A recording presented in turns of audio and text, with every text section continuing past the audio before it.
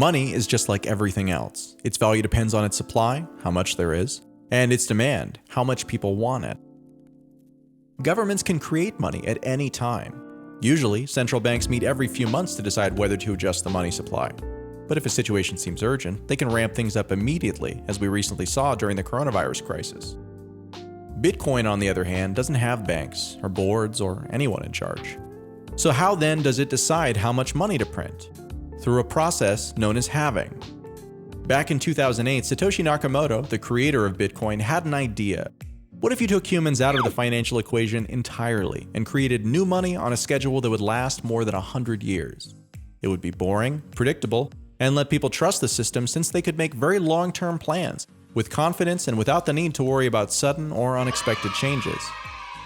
But for Bitcoin to be valuable, it needed to be scarce, like gold. Nakamoto set the maximum number of Bitcoin to 21 million, so Bitcoin would be limited in supply, and thanks to the halvings, it would have a long, predictable, and unchangeable release rate. But how does it work? First, let's explore the process of mining. Think of it like a raffle that has one winner every 10 minutes, where miners generate a new raffle ticket for each math problem they complete and turn in. In the early days, computers weren't optimized to create these tickets, so each Bitcoin miner generated fewer raffle tickets for each contest. Anybody could use their own computer to do it, and many did. Now, in 2020, there are specialized computers to do the mining, and companies that fill enormous warehouses with these machines, in parts of the world where electricity is relatively cheap. And every 10 minutes, one lucky miner wins, and new Bitcoins are given to them as the prize. In the early days, when Bitcoin had no real value, the protocol gave away 50 Bitcoins every 10 minutes. At today's prices, that'd be worth at least $250,000, but back then it was worth less than 50 cents. As time passed, that number went down, with reward halvings every 4 years. In the first halving, from 50 to 25 in 2012, the price of Bitcoin rose from $2 to about $270.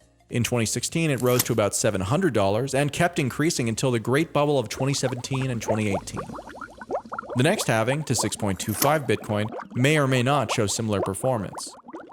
The halving reduces the number of Bitcoin you can win, but the number of raffle tickets entered in each contest has gone up and up.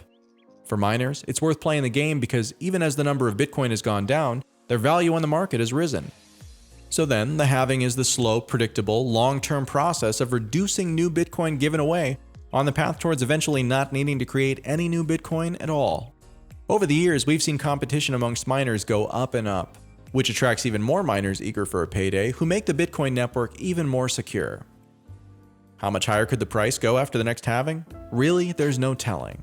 Some traders expect big things, maybe six-figure Bitcoin, while others believe the market, long aware of the predictable halving schedule, has already priced this in.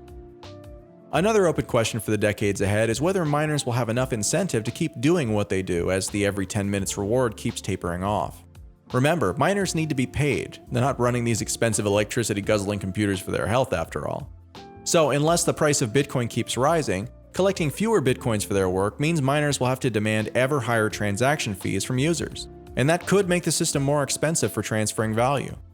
In the end, the halving happens as regularly as clockwork, and whatever the final outcome, it's a fascinating peek into the rules that drive this new economy and one of the most innovative experiments in the world of blockchain today.